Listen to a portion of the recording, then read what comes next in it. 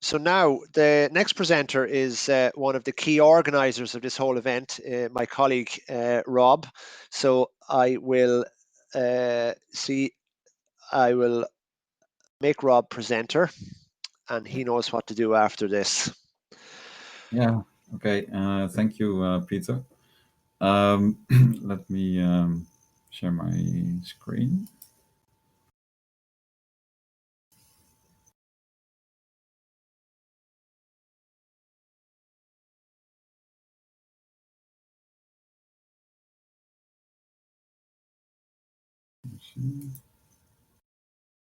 All right, yeah. Okay, yeah, thank you. So my presentation will describe a initiative that we have launched in a previous workshop in January in Leuven, in Belgium, together with Joep Komvoets and Peter. And this is a kind of follow-up on this. And there were a few partners and presenters that are in the session now also were present there. And this is kind of status update also. And for those who are not aware of this initiative, they can. So we call this the VGI Map of Europe. So it's not like a, let's say, geographical map, but it's more a concept map, which shows the different projects around. Well, I should say it should, because we are still working on it, and it's quite up for, let's say, filling. So we are asking your cooperation, your contribution also as mapping agencies or as other organizations. So this is the invitation that we sent in the previous workshop. I just want to recall that here as to show you how we started this initiative. So national mapping and cadastral agencies were invited to put forward their crowdsourcing projects, actually, as we are doing now in this session also, and to show their visibility. So that we combine this information and also disseminate it to others, to other agencies. So again, as we are doing now, as you saw the interest from across the agencies just in the previous presentation. And so this VGI Map of Europe, as we call it, is intended to function as a hub for both mapping agencies and consumers of this data. And I will now briefly take you through the background of this and the tool that we use. And that is what we call the living textbook, as you see it here on the right-hand side at the bottom. So that is a snapshot of what the tool, what we are using. And I will also briefly show it to you at the end. So this tool that we are using, called Living Textbook, it is actually developed at our university, and we use it for teaching. And what you see here is a snapshot of the book that we use for our students, and they have to learn about GI science, so geoinformation technology and Earth observation. And so it is basically a textbook, as you see here on the left-hand side. I don't know if you can see my pointer, but otherwise I will just say it. And on the right-hand side, you see what we call a concept map. So all the small concepts that are treated in the book are connected to each other via a kind of big, sometimes we also call ontology. So it's very much related also to the linked data in this topic of this conference. And it takes a bit of time to understand it, but we see that our students use it favorably, even after a short time. So in this example, you see the concept of reference service. So it is explained on the left-hand side, and on the concept map on the right-hand side, that you see that a reference service can be an ellipsoid or a geoid, a sphere, or a mean sea level. So this is kind of subclass relationship. So typically you read this map as mean sea level is a kind of reference service. And so this concept map is full of these type of relationships. And if you click on the concept, then you can see the explaining text. So in a bigger project, we are also using the same tool for the whole, let's say, domain of Earth observation and the GI again. And then we have at the moment around 1,000 concepts, all explained in the same way as you see here. And you see, so this is quite a large domain and large concept map. So this body of knowledge, as we call it, is central in this project. And we have built an application programming interface around it with web services, with which you can, for instance, design a curriculum for a university or a school. And you can combine that with occupational profiles and job offers. So this is, in this project in the European Union, it's very much wanted. So to bring together, let's say, people from the job market with the actual training that they get. So central in this, in all these tools, is the body of knowledge based on all these concepts, which are reused in the, for instance, Rob, yes. Rob, your sound quality is very poor. It's very distorted, and a few people are having this issue, I think. Ah, okay, I see. Yeah. Maybe I can try to speak a bit closer. Does this help? Not really. I think it just happened after maybe the third slide. Ah. Shall I go out and in again, maybe? Perhaps, yes. Yeah. Okay. I will. Still not good, I think, eh? No. I will leave the session and come back. Okay. Okay. Yeah. Sorry for this.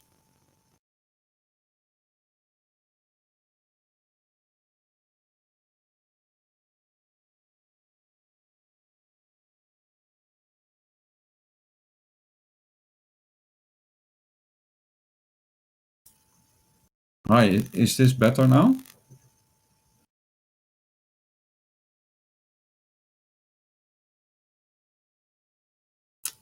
Can you maybe say Peter or somebody else? If you can hear me well now?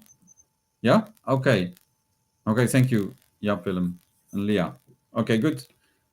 So I will then continue and try to speak up a bit. Okay. So I go to the next slide. Yeah. So here you see an example of the one of the courses that has been made already. In this case, by KU Leuven University, about spatial data infrastructures. And on the left-hand side, you actually see the concepts that are being used from this body of knowledge. And on the right-hand side, you see the learning outcomes and the content of the course. So these concepts are then really reused in that sense.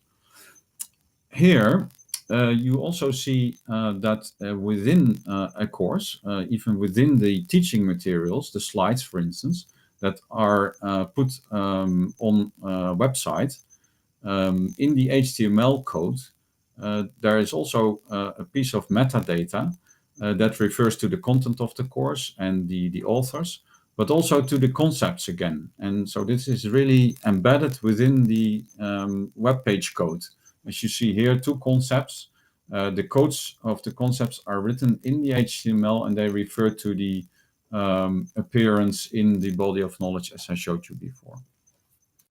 Okay, back to the VGI Map of Europe. So we have taken, let's say, these tools and projected them into a base map of concepts which should describe different VGI initiatives in Europe.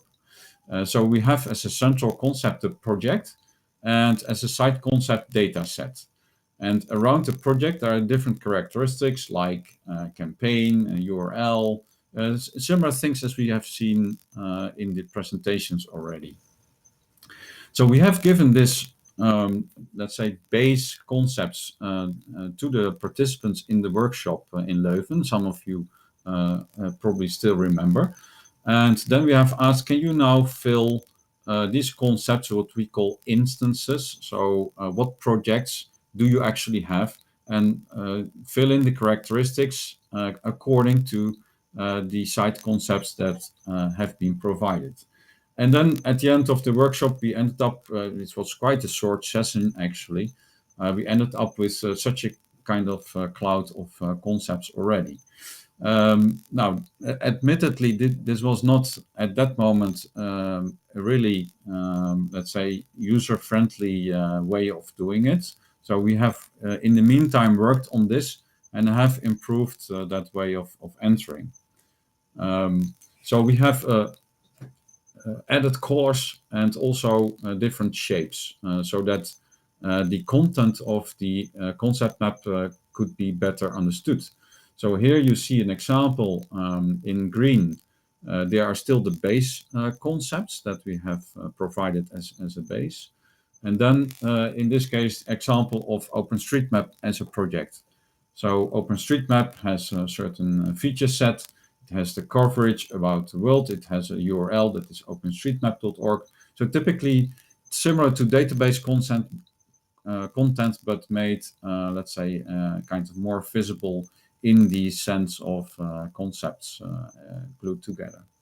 So here you see again OpenStreetMap as a central concept, an instance actually, and also connected with its characteristics. And on the left-hand side, you see the appearance and the description of the project.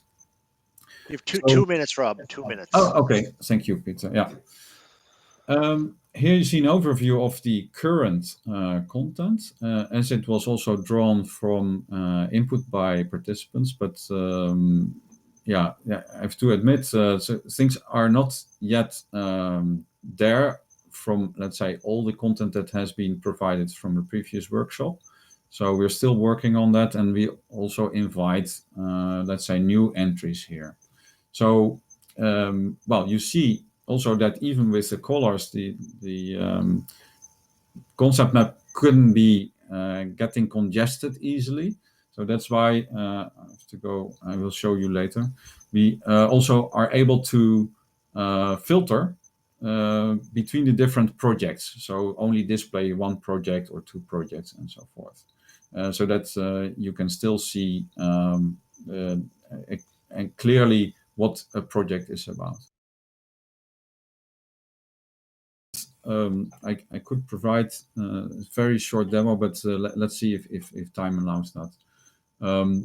Basic question is, please help us if you're interested to go and fill the content of this map of Europe.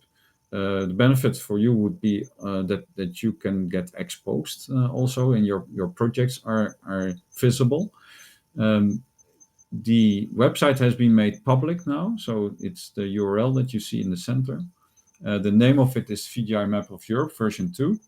And if you would like to have any more information, please contact either you, Peter, or me with the emails that you see indicated. Okay, thanks. So, Peter, back to you. Thanks, Rob. There are no questions at the moment, so and I would be probably the wrong person to ask questions of a presentation I'm involved in. So if there are no questions, maybe we have about 4 minutes. You could try to click through that demo if we wanted to try something that adventurous. Okay. Yeah. Okay. So you have about 4 minutes. Okay. Yeah. Can you see the screen, the living text? Yes, we can. Yes. Yeah. Okay. So here's an example of the example that Magdalena presented in the beginning. One of these initiatives. So verbeter de kaart, or can I translate it as improve the map of the Dutch cadastre, which is in this case seen as a project. So, and here you see a screen dump and there's an error here, cadastre.nl. It should be, and so you can report about the different projects. Luckily, I have also, if I go and I can see now the complete map, I also, there is the project that Sakari presented. I have troubles pronouncing the name, but Osait Havi or so. Sorry for that. And so here you see also short screen dump of let's say one of the web pages. And you can see here that, for instance, if we go to what Sakari actually presented, here we see the addresses. And if I scroll down a bit, then you see that the project produces or has a data set, addresses for buildings. And in this concept map, you see that that is a data set. So, and if you go to data sets, we can see that there are other data sets, for instance, entrances and waypoints. If I click on this, then actually I get also a, let's say, screenshot of one of the slides that Sakari also presented. Here I can also filter on specific tags. So I can say, okay, let's see France only, and the base. And if I remove this one, then I see also EGN LandSense project as part of, let's say, this concept map. And so I still see which relationships there are between the different entries of that project, but I don't see all the entries of the other projects. So here I don't think there is content yet on the left-hand side, but there we can try to fill in it as you wish. I think that's it for now, Peter. Okay, Rob. Yeah. Thank you. That's great.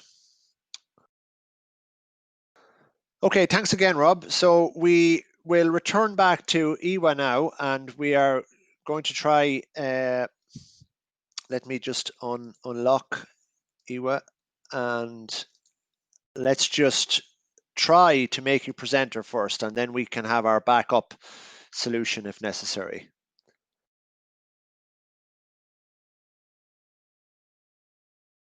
Okay, let's have a second try.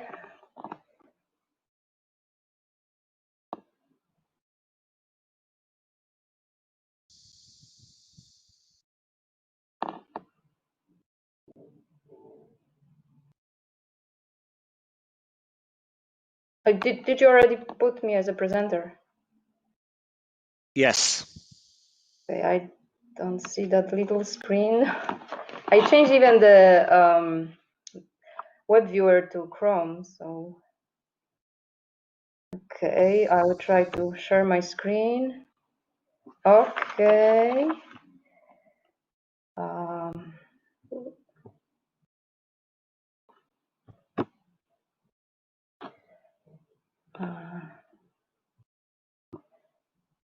Okay. Yeah, it seems like it works. Yes. Is it okay? Yes, perfect. We can see your first slide. Great. Okay, so I'm very happy to offer you 10 minutes, and I will give you a reminder with about 2 minutes to go. Thank you once again. So I will try to be short. My name is Ewa Surma. I work for the head office of Geodesy and Cartography, National Mapping Agency. And today I'll tell you about our experience concerning data and the integration of data, but also I'll tell a little bit about the source of crowdsourcing in it. Yes, special data infrastructure main objective is to facilitate access to geographic information held by a wide of stakeholders. You can see that on our experience, Geodesy, where I work for, supplies 60–70% of information resources to our SDI. That's why our activities concerning on releasing data from our central geodetic and cartographic resource. just to give you a flavor how the information is dispersed between different owners, different stakeholders. This is only on geodesy level, right? So you can see the central level where the Surveyor General of Poland is, the Starost level, it's on Powiat level, it's more or less like county, and some voivodeships on marshal level. So it's really a challenging task. And not only,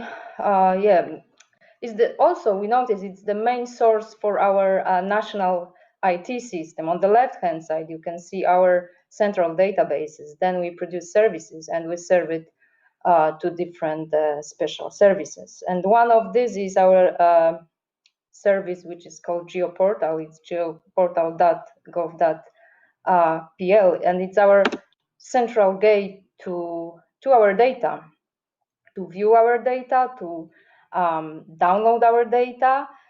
Surveyor General develops and maintains this whole Geoportal. As I said, it's a central access point to services in full thematic and territorial extent. And we can also offer you the English version, and you will find some even 11 languages for the basic functions. We talk a lot about cooperation, and the value added of our Geoportal are the external services, for example, of statistics, some road community, environmental community. You can see even the helicopter landing zones, other geological sites. And with this, I would like to also show you one example of value added if you combine different data sets. You have the cadastral parser, here you have the flood zoning, and then you'll have the very rich information about combining these two data sets, which is very useful for all users, I would say. Also, for your information, 3D buildings are free and open, and everyone can use and do some analysis. And there is no time today, but I really encourage you to play with this and see what you can find for you. Also, our last activities concentrate on integrated data. We actually integrate web services which are stored in 380 databases in Powiat. And the user that want to use the information about cadastral parcels doesn't have to know and remember all the addresses, like the 380 addresses. Does have to only like jump to our Geoportal and turn on the cadastral layer and see the interesting area and get the required information. Yeah, the service is very wide use, not only like for the cadastral purposes, but also some real estate agencies using this as an application in their services. And also other examples of integrated services, not only cadastre, but utilities network, utilities underground network, local development plans, and etc. So please feel free to go and see how it looks. But with this, I would like to also underline that for the last 2 years, we've been working hard to change our law.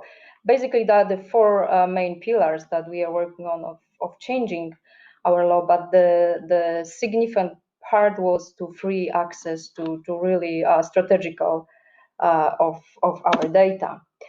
I don't want to talk about some very practical improvement for land surveyors, but I would like to tell you that already we can offer for free topographical data, orthophoto map for whole Poland, LiDAR data, and digital terrain model data. And also base data about parcel and buildings, which is geometry and some chosen attributes.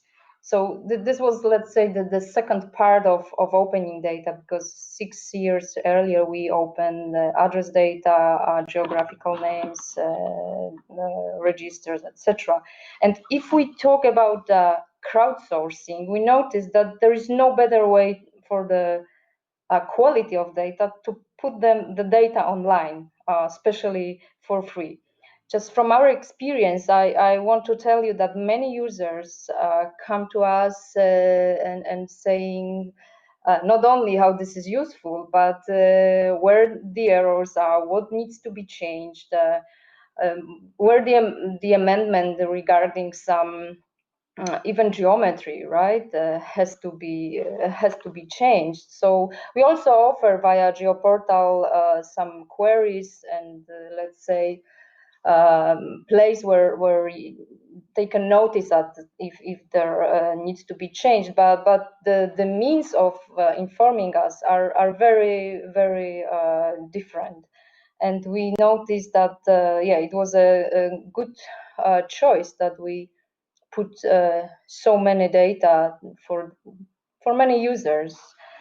Yeah, it's also another part. We opened the data, but we also offered our users easy access to that. Also in the Geoportal.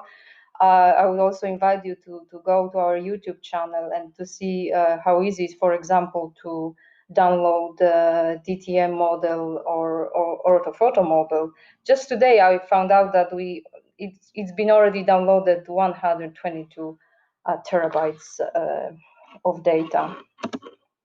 And here is the example of downloading. The solution actually uses WMS service, because on the right hand side you can see the map contents.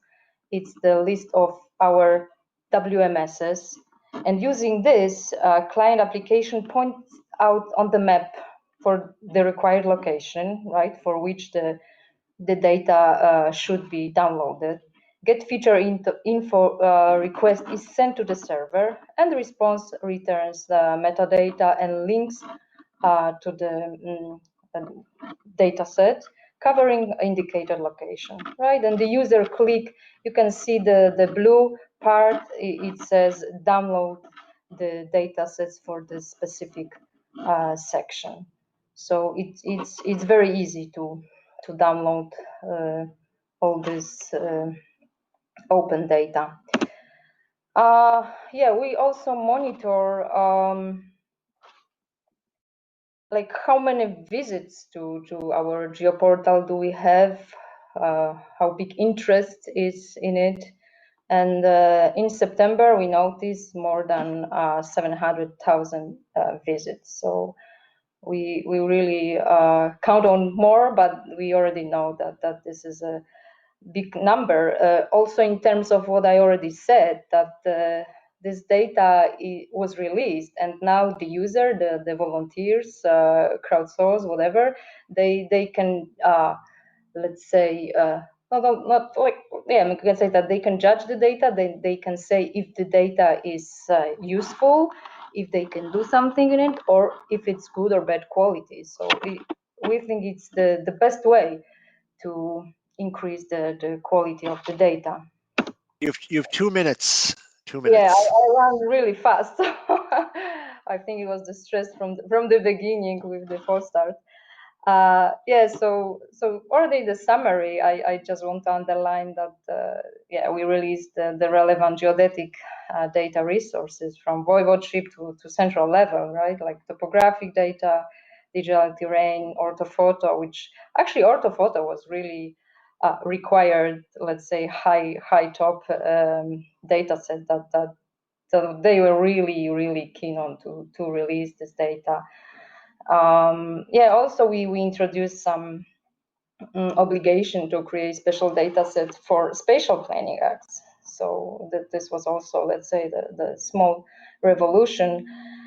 But just to underline that this universal availability of spatial data is a really convenience for citizens and also for administrations. A lot of users are within the administrations.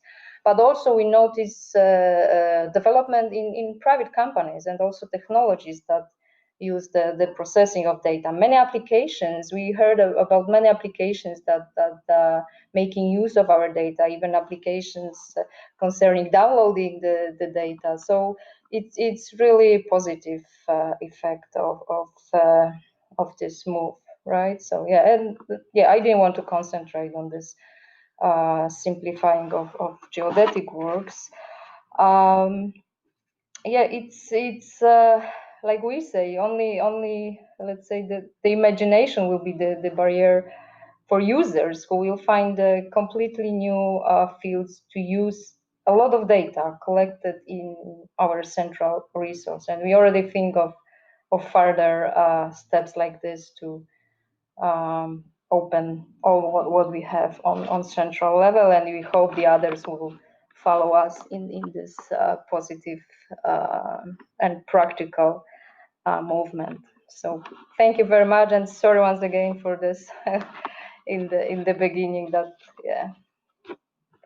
Thank you very much. You didn't seem stressed at all there, but I feel your pain when these things happen. I was. I would just make a last call for questions on the chat. The one question I would have, there's a very impressive catalog of data now available as open data for all of Poland. And obviously this has great benefits for citizens. Yes.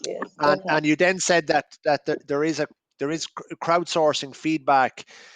Now, you did have some numbers on download quantities and page hits, but in terms of citizens making contact maybe about potential errors or changes, have you any numbers or statistics on that type of interaction?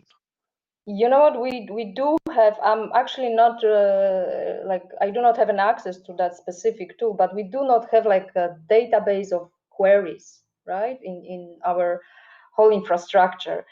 And as I can notice what was like 2-3 months ago, it was really in hundreds, let's say 400, 500 per month. So it's quite huge, because we need to operate with every single query question, like, you know, on every daily basis. So it's also very challenging, but I think it's a lot. It's a lot of questions, and we really appreciate even for like regular users that they are giving us feedback that something is wrong with within the data, in the database, what we should change, etc. So when we are we don't see everything, right? So we need like external users to show us, and yeah, they have different point of view and different fresh yeah, let's say eye on our databases. So and just as someone else is typing a question, in terms of, again, you have 5 major open data products. So if you had none, people would be asking for LiDAR, or they would be asking for the parcels. So now that you have 5 major products, are you getting requests for additional products that may encourage you to make those open as well? Yeah, we actually, you know, the only product which was left now is the aerial pictures, that we really have many requests now for this product. So, but we're also thinking of it to release it for free and for everybody. So yeah, it was the same as we had this process with orthophoto. So it was really huge interest in orthophoto, and that's the biggest, you know, let's say, advantage of opening this data set. Yes, people are really yes. happy with that. And Rob is posing the same question as he did to Sakiri. Do you notice that citizens in certain parts of Poland are more interested or engaged with the open data and the crowdsourced element than in other areas? We actually, that's a very interesting question. We did not do such a recognition, like from which part of Poland, because it may be really misleading. Like we would say for example, in cadastral field, that we thought that those regions that are not so well developed will be a little bit behind, but it's completely different situation. So from the west part, we struggle with something, and from the east part, they had very good developers, and they were doing everything right away. So yeah, but yeah, I do not have this knowledge, but it's really interesting, and I will post that as feedback, and maybe it will be very interesting to see how this is located within Poland. So yeah, very interesting. Thank you. So that is very interesting for sure. So I think I will close the questions at that. We are on time. Again, to thank all of the 5 presenters, maybe in particular yourself, who had to go through a bit of additional stress. Yeah, I think I changed this Firefox to Chrome, and it works. Yes. So hopefully this time next year we can be doing this event physically and not worry so much about browsers and webcams. So I would say a thank you to all of the 5 presenters who made my job very easily, to you, the audience, for watching. I'm sure you appreciated the presentations. As far as I understand, the presentations will be made available and the recording of this session. So there is an opportunity to look back and digest the information a little bit deeper. So thank you again. And I see Rob has tuned in on his webcam. He might want to say something. Yes, thanks, Peter, for guiding us in this session. And then I would like to invite all of us to after the break. So we have a break from 12 to 1 o'clock, and then we have a very interesting keynote by Peter Mooney. So join with Peter, his talk. And the link is given in the program, so it's not the same link as this one. So I hope to see you there then again.